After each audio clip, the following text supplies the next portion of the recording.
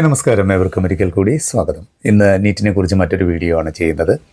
കേരളത്തിലെ NEET UG സ്കോറിനെ അടിസ്ഥാനപ്പെടുത്തിയിട്ട് റാങ്ക് ലിസ്റ്റ് പ്രിപ്പയർ ചെയ്യുന്നത് ഏതെല്ലാം കോഴ്സുകൾക്കാണ് കേരളത്തിൽ നീറ്റ് സ്കോറിനെ ഉപയോഗിച്ച് റാങ്ക് ലിസ്റ്റ് പ്രിപ്പയർ ചെയ്യുന്നത്. ഒട്ടുമിക്ക പേർക്കും അറിയാവുന്ന ഒരു കാര്യമായിരിക്കണം, എന്നാൽ കുറച്ച് പേർക്കെങ്കിലും അബദ്ധധാരണയുള്ള ഒരു കാര്യം കൂടി ഒന്ന് പറഞ്ഞിട്ട് കോഴ്സുകളുടെ ഡീറ്റെയിൽസ് പറയാം. ഈ നീറ്റ് UG പരീക്ഷ അല്ലെങ്കിൽ PG പരീക്ഷ നടത്തുന്നത് NTA ആണ്. NTA ആ പരീക്ഷ നടത്തി അതിൻ്റെ റാങ്ക് ലിസ്റ്റ് പ്രിപ്പയർ ചെയ്ത് അതിൻ്റെ സ്കോറ് ഓരോ ഡിപ്പാർട്ട്മെൻറ്റുകളിലേക്ക്, ഇപ്പോൾ BVSC ആണെങ്കിലും വെറ്റിനറി ആണെങ്കിലും ആയുർവേദമാണെങ്കിലും ഹോമിയോപ്പതി ആണെങ്കിലും അതുപോലെ MBBS ആണെങ്കിലും ഏതൊക്കെയാണോ ആ കൺസേൺഡ് ആയിട്ടുള്ള യൂണിവേഴ്സിറ്റികളിലേക്കോ അല്ലെങ്കിൽ ആ കൺസേൺഡ് ആയിട്ടുള്ള ഡിപ്പാർട്ട്മെൻറ്റിലേക്കോ കൈമാറ്റം ചെയ്യുകയാണ് ചെയ്യുന്നത്.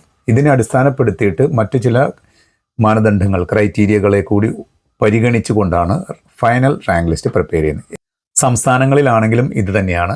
ഇപ്പം സംസ്ഥാനങ്ങളിൽ കൺസിഡർ ചെയ്യുമ്പോൾ ഓരോ സംസ്ഥാനത്തിന് അതിൻ്റേതായ റിസർവേഷൻ കാറ്റഗറികൾ ഉണ്ടാകും. ആ റിസർവേഷൻ കാറ്റഗറിയെ എല്ലാം കൺസിഡർ ചെയ്തുകൊണ്ട് മറ്റു ഘടകങ്ങളെല്ലാം പരിഗണിച്ചുകൊണ്ടാണ് ഈ ഒരു final rank list, final admission, കൗൺസിലിങ്ങും അഡ്മിഷനും എല്ലാം നടത്തുന്നത് അതിനെ പരിഗണിച്ചുകൊണ്ടാണ്. അപ്പോൾ കേരളത്തിലെ ഈ MBBS പോലെയുള്ള എല്ലാ കോഴ്സുകൾക്കും അഡ്മിഷൻ നടത്തുന്നത് CEE, കമ്മീഷണറേറ്റ് ഓഫ് എൻട്രൻസ് എക്സാമിനേഷനാണ്. ഈ commissionerate of entrance examination KEAM എക്സാമിനേഷന് വേണ്ടിയിട്ട്, അതായത് Kerala engineering architecture and medical, ഇതാണ് കീമിൻ്റെ ഫുൾ ഫോം. അപ്പോൾ ഇതിന് ആപ്ലിക്കേഷൻ വിളിക്കുമ്പോൾ തീർച്ചയായിട്ടും ഈ നീറ്റിന് ആപ്ലിക്കേഷൻ അയച്ചിരിക്കുന്ന, കേരളത്തിൽ അഡ്മിഷൻ ആഗ്രഹിക്കുന്ന എല്ലാവരും ചെയ്യേണ്ടത് കീമിന് കൂടി ആപ്ലിക്കേഷൻ അയക്കണം. പക്ഷേ മെഡിക്കൽ അല്ലെങ്കിൽ മെഡിക്കൽ അലൈഡ് ആയിട്ടുള്ള കോഴ്സുകൾക്കാണ് അഡ്മിഷൻ ആഗ്രഹിക്കുന്നത് എങ്കിൽ കീം എക്സാമിനേഷൻ അറ്റൻഡ് ചെയ്യേണ്ടതില്ല. കീം എക്സാമിനേഷൻ അറ്റൻഡ് ചെയ്യേണ്ടത് ആകെ കൂടി BPharm, കേരളത്തിൽ BPharm അഡ്മിഷൻ ആഗ്രഹിക്കുന്നവരും അതുപോലെ എഞ്ചിനീയറിംഗ് അഡ്മിഷൻ ആഗ്രഹിക്കുന്നവരും മാത്രമാണ്. ഇതിന് മാത്രമാണ് CEE കീം എന്ന പേരിലുള്ള എക്സാമിനേഷൻ നടത്തുന്നത്. അതേസമയം കേരളത്തിലെ ഗവൺമെൻറ് അല്ലെങ്കിൽ എയ്ഡഡ് കോളേജുകളിൽ BArc പഠിക്കാൻ ആഗ്രഹിക്കുന്നവരാണെങ്കിൽ അവർ നാറ്റ പരീക്ഷ എഴുതി അതിൻ്റെ സ്കോർ അപ്ലോഡ് ചെയ്ത് കൊടുക്കണം. കീം അല്ലെങ്കിൽ CEE ആവശ്യപ്പെടുന്ന സമയത്ത് അതിൻ്റെ സ്കോർ അപ്ലോഡ് ചെയ്ത് കൊടുക്കണം. ഇങ്ങനെയാണ് അഡ്മിഷൻ നടക്കുന്നത്. ഈ കേരളത്തിലാണെങ്കിലും അതുപോലെ തന്നെ ആദ്യമേ പറഞ്ഞതുമാതിരി NTA എക്സാമിനേഷൻ നടത്തുന്നു, സ്കോറ് പ്രിപ്പയർ ചെയ്യുന്നു, ആ സ്കോറ് കൺസേൺഡ് ആയിട്ടുള്ള ഡിപ്പാർട്ട്മെൻറ്റുകൾക്ക് കൈമാറ്റം ചെയ്യുന്നു. കേരളത്തിലോ അല്ലെങ്കിൽ മറ്റ് സംസ്ഥാനങ്ങളിലോ ഒരു റാങ്ക് ലിസ്റ്റ് പ്രിപ്പയർ ചെയ്യുമ്പോൾ അവിടെ രണ്ട് കാറ്റഗറിയാണ്. ഒന്ന് ഓൾ ഇന്ത്യ റാങ്ക് ഉണ്ട്. ഓൾ ഇന്ത്യ റാങ്കും അതുപോലെ തന്നെ ഹോം സ്റ്റേറ്റിലുള്ള അഡ്മിഷന് വേണ്ടിയിട്ടുള്ള പെർസെൻറ്റേജ് കൺസിഡർ ചെയ്യുന്നുണ്ട്. All India rank list prepare ചെയ്യുന്നു, അതുപോലെ തന്നെ സ്റ്റേറ്റ് റാങ്ക് പ്രിപ്പയർ ചെയ്യുന്നു. ഓൾ ഇന്ത്യയിൽ എന്ന് പറഞ്ഞിട്ടുണ്ടെങ്കിൽ ഇപ്പോൾ കേരളത്തിൽ 100 സീറ്റുകളുണ്ട് എന്ന് വിചാരിക്കുക. ഈ 100 സീറ്റുകളിൽ 15 സീറ്റുകൾ ഓൾ ഇന്ത്യ റാങ്ക് ലിസ്റ്റിലാണ്. അതായത് ഇന്ത്യയിലുള്ള എവിടെ ഉള്ള വിദ്യാർത്ഥികൾക്കും ഈ 15 സീറ്റിന് അർഹതയുണ്ട് എന്നർത്ഥം. ബാക്കി 85% സീറ്റുകൾക്കാണ് കേരളത്തിലുള്ള കുട്ടികൾക്ക് അർഹതയുള്ളത്. അപ്പോൾ ഇവിടെ സംഭവിക്കുന്നത് എന്താണ്? ഈ നീറ്റിന് ആപ്ലിക്കേഷൻ അയച്ചു, എന്നാൽ കീമിന് രജിസ്റ്റർ ചെയ്തില്ല എങ്കിൽ 15% മാത്രമേ അർഹതയുണ്ടാവുകയുള്ളൂ. ബാക്കി 85% നഷ്ടപ്പെടുന്നു എന്നതാണ് അതുകൊണ്ട് അർത്ഥമാക്കുന്നത്. അപ്പോൾ ഈ ഒരു അബദ്ധം, ഒരു തെറ്റ് വരുത്താതിരിക്കാൻ എല്ലാവരും ശ്രദ്ധിക്കണം. ഇനി ഏതെല്ലാം കോഴ്സുകൾക്കാണ് CEE റാങ്ക് ലിസ്റ്റ് പ്രിപ്പയർ ചെയ്യുന്നത്? 13 വ്യത്യസ്ത കോഴ്സുകൾക്കാണ് CEE റാങ്ക് ലിസ്റ്റ് പ്രിപ്പയർ ചെയ്യുന്നത്.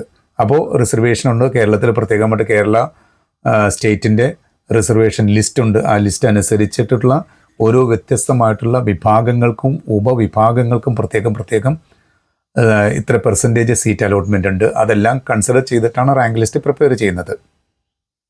കേരളത്തിൽ ഇപ്പോൾ MBBS എടുക്കുവാണെങ്കിൽ MBBSന് 4655 സീറ്റാണ് ഉള്ളത്. അത് ഗവൺമെൻറ് തലത്തിലുണ്ട്, അതുപോലെ തന്നെ പ്രൈവറ്റ് മെഡിക്കൽ കോളേജുകളുണ്ട്.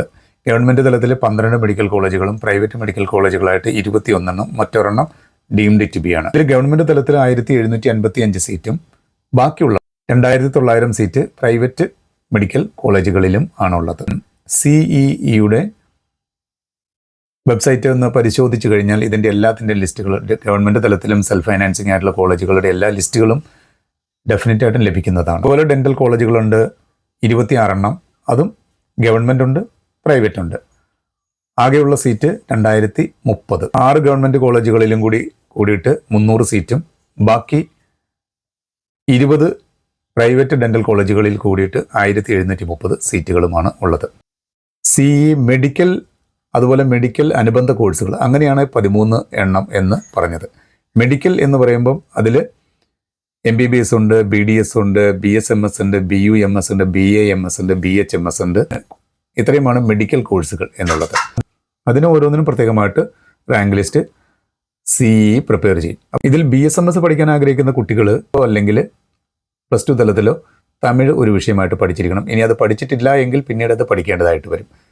ഇതുപോലെ BUMS ആഗ്രഹിക്കുന്നതിന് ഒന്നുകിൽ അറബിക് അല്ലെങ്കിൽ പേർഷ്യൻ അല്ലെങ്കിൽ ഉറുദു ഈ ഭാഷ പഠിച്ചിരിക്കേണ്ടത് ആവശ്യമാണ്. അത് +2 അല്ലെങ്കിൽ 10th ലെവലിൽ ഇത് പഠിച്ചിരിക്കണം.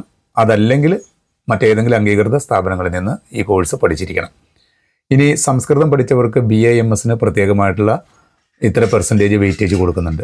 അലൈഡ് മെഡിക്കൽ അനുബന്ധ കോഴ്സുകളാണ്. മെഡിക്കൽ അനുബന്ധ കോഴ്സുകൾ എന്നത് അഗ്രികൾച്ചറും അതുപോലെ വെറ്ററിനറിയുമായിട്ട് ബന്ധപ്പെട്ട കോഴ്സുകളാണ്. അപ്പോൾ അഗ്രികൾച്ചറുമായിട്ട് ബന്ധപ്പെട്ടിട്ട് BSc അഗ്രികൾച്ചർ എല്ലാം ഓണേഴ്സ് കോഴ്സുകളാണ്. BSc അഗ്രികൾച്ചർ ഉണ്ട്, BSc ഫോറസ്ട്രി ഉണ്ട്, BSc ഫിഷറീസ് ഉണ്ട്, ബാങ്കിങ് ആൻഡ് കോർപ്പറേഷൻ ഉണ്ട്, ക്ലൈമറ്റ് ആൻഡ് എൻവയോൺമെൻറ്റൽ സയൻസ് ഉണ്ട്, BTech ഇൻ ബയോടെക്നോളജി ഉണ്ട്. ഇനി ഇത് കൂടാതെ മറ്റൊരു കോഴ്സ് കൂടി ചിലപ്പോൾ ഉൾപ്പെടുത്തിയേക്കാം. റീസെൻ്റായിട്ട് സ്റ്റാർട്ട് ചെയ്തതാണ് BSc ഓണേഴ്സ് ഇൻ ഹോർട്ടിക്കൾച്ചർ.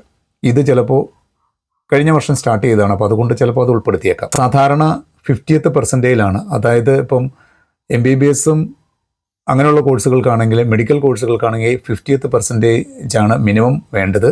ഇനി അത് SC STക്കാർക്കാണെങ്കിൽ 40 മതി.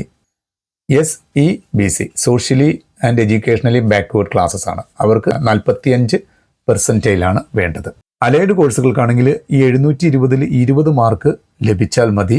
അത് STക്കാർക്കാണെങ്കിൽ മിനിമം മാർക്ക് വ്യവസ്ഥ ഇല്ല എന്ന് വെച്ചുകൊണ്ട് 20 മാർക്ക് നേടിയിട്ട് ഈ കോഴ്സുകൾക്ക് അഡ്മിഷൻ കിട്ടുക എന്നത് സാധ്യമല്ല. കാരണം എല്ലാ കോഴ്സുകളും അത്രത്തോളം ഒന്ന് നമ്പർ ഓഫ് സീറ്റ്സ് വളരെ കുറവാണ്, 2 മോസ്റ്റ് ഡിമാൻഡിങ് ആയിട്ടുള്ള കോഴ്സുകളാണ് അഗ്രികൾച്ചറും അതുപോലെ അലൈഡ് ആയിട്ടുള്ള കോഴ്സുകൾ. അപ്പോൾ അതുകൊണ്ട് തന്നെ നല്ല സ്കോർ നേടുക തന്നെ വേണം. എങ്കിലും ഏറ്റവും ചുരുങ്ങിയത് ഇത്രയുണ്ടെങ്കിൽ ഇനിയിപ്പം വേറെ മാനേജ്മെൻറ്റ് തലത്തിലോ എവിടെയെങ്കിലുമൊക്കെ കോഴ്സുകൾ പഠിക്കാനും സാധിക്കും. BSMS പഠിക്കാൻ കേരളത്തിൽ സൗകര്യമുള്ളത് തിരുവനന്തപുരത്ത് ശാന്തിഗിരി സിദ്ധ മെഡിക്കൽ കോളേജാണ്. കോഴിക്കോടുള്ള മർക്കസ് യുനാനി മെഡിക്കൽ കോളേജാണ്. BUMS പഠിക്കാൻ കേരളത്തിൽ സൗകര്യമുള്ളത് സെൽഫ് ഫൈനാൻസിങ് കോളേജാണ്. ഇനി അഗ്രികൾച്ചർ കോഴ്സുകൾ പഠിക്കാൻ കേരള അഗ്രികൾച്ചർ യൂണിവേഴ്സിറ്റിയുടെ കീഴിൽ പല ക്യാമ്പസുകളുണ്ട്. BSc അഗ്രികൾച്ചർ ഓണേഴ്സ് പഠിക്കുന്നതിന് തൃശ്ശൂർ വെള്ളാനിക്കര കാർഷിക കോളേജുണ്ട്, തിരുവനന്തപുരത്ത് വെള്ളായണി കാർഷിക കോളേജുണ്ട്, കാസർഗോഡ് പടന്നക്കാട് കാർഷിക കോളേജുണ്ട്, വയനാട് അമ്പലവയലിൽ കാർഷിക കോളേജുണ്ട്. തൃശ്ശൂർ വെള്ളാനിക്കര കാർഷിക കോളേജിൽ BSc ഫോറസ്ട്രി പഠിക്കാം. അവിടെ തന്നെയാണ് corporation and banking, climate and environmental science എന്നീ കോഴ്സുകൾ പഠിക്കുവാനും സൗകര്യം. ഈ കോഴ്സുകളുടെയൊക്കെ പ്രത്യേകത സീറ്റിൻ്റെ എണ്ണം കുറവാണ്, ഫീസും അതുപോലെ തന്നെ പരിമിതമാണ്. 15,000 രൂപയാണ് ഓരോ കോഴ്സിനും ഒരു വർഷത്തേക്കുള്ള ഫീസ്. ഇനി BTech ബയോടെക്നോളജി പഠിക്കാനുള്ള സൗകര്യം കേരള അഗ്രികൾച്ചർ യൂണിവേഴ്സിറ്റിയുടെ കീഴിൽ തിരുവനന്തപുരത്തുള്ള വെള്ളായണി കാർഷിക കോളേജിൽ. ഇതുപോലെ തന്നെ ഇൻസ്റ്റിറ്റ്യൂട്ട് ഓഫ് അഗ്രികൾച്ചർ ടെക്നോളജി പട്ടാമ്പിയിലുണ്ട്. മറ്റൊരെണ്ണം Kelappaji college of engineering and food technology തവനൂരുണ്ട്. അപ്പോൾ ഇത്രയും കോളേജുകളാണ് അഗ്രികൾച്ചർ യൂണിവേഴ്സിറ്റിയുടെ കീഴിലുള്ള മെയിനായിട്ടുള്ള ക്യാമ്പസുകൾ. ഇവിടെയെല്ലാം നീറ്റ് സ്കോറിനെ അടിസ്ഥാനപ്പെടുത്തിയിട്ടുള്ള BSc BTech കോഴ്സുകൾ മാത്രമല്ല, അതിന് മുകളിലേക്കുള്ള MTech കോഴ്സുകളുണ്ട്, MBA പഠിക്കാനുള്ള കോഴ്സുകളുണ്ട്, പിന്നെ സർട്ടിഫിക്കറ്റ് കോഴ്സുകളുണ്ട്, പോസ്റ്റ് ഗ്രാജുവേറ്റ് ഡിപ്ലോമ കോഴ്സുകളുണ്ട്. അങ്ങനെ പല തരത്തിലുള്ള കോഴ്സുകൾ, പിന്നെ റിസർച്ച് ചെയ്യാനുള്ള സൗകര്യമുണ്ട്. അങ്ങനെ വ്യത്യസ്തമായിട്ടുള്ള കോഴ്സുകൾ ഈ പറയുന്ന സ്ഥലങ്ങളിലെല്ലാം പഠിക്കാനുള്ള സൗകര്യങ്ങളുണ്ട്. ഇവിടെ പറഞ്ഞത് നീറ്റ് UG സ്കോറിനെ അടിസ്ഥാനപ്പെടുത്തിയിട്ട് അഡ്മിഷൻ ലഭിക്കാവുന്ന കോഴ്സുകൾ ആണെന്ന് മാത്രം. ഇനി വെറ്റിനറി സയൻസ് പഠിക്കാനുള്ള സൗകര്യം 2 സ്ഥലത്താണ് ഉള്ളത്. ഒന്ന് തൃശ്ശൂർ മണ്ണുത്തിയിലെ വെറ്റിനറി കോളേജും, 2 വയനാട് പൂക്കോടുള്ള വെറ്റിനറി കോളേജും. ഇനി മറ്റൊരു കോഴ്സ് BSc ഫിഷറീസ് ആണ്.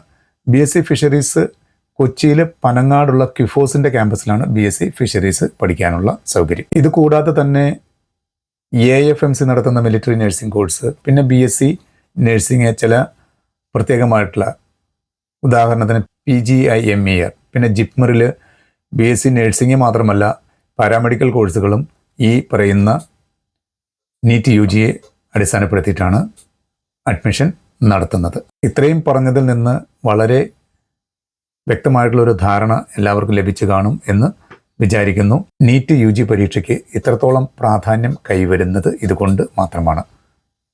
അതായത് MBBS, BDS അത്തരത്തിലുള്ള മെഡിക്കൽ കോഴ്സുകൾക്ക് മാത്രമല്ല, അലൈഡ് കോഴ്സുകൾക്കും കൂടാതെ BSc നഴ്സിംഗ്, മിലിറ്ററി നഴ്സിംഗ് ഇത്തരം മേഖലകളിലേക്കുള്ള അഡ്മിഷൻസിനും ഇതേ നീറ്റ് UG പരീക്ഷയാണ് അടിസ്ഥാനം.